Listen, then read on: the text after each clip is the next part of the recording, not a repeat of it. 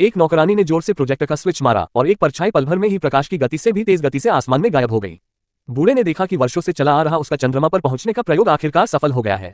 वह भी बिना देर किए विशेष अंतरिक्ष सूट पहनने लगा। नौकरानी ने उसके लिए कार्बन एलॉय वाला स्टील हेलमेट पहनाया और ऑक्सीजन सप्लाई के लिए ट्यूब जोड़ दी।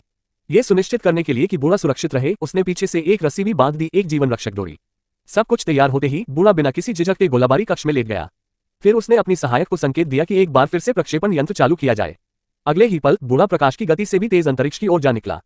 थोड़ी देर की उड़ान के बाद वह आसानी से वायुमंडल को पार कर गया और धीरे धीरे चंद्रमा की सतह पर उतर गया।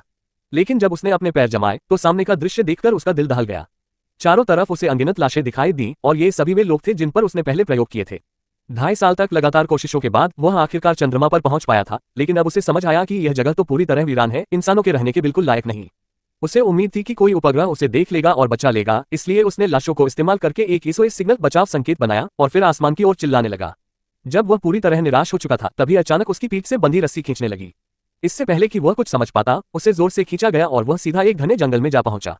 आसपास खड़े नौकर दौड़कर उसकी ओर आए और देखा कि बूढ़ा तो बिना किसी नुकसान के वापस आ गया है। ये सब कुछ तो बिल्कुल बहुत ही तर्कसंगत लग रहा था।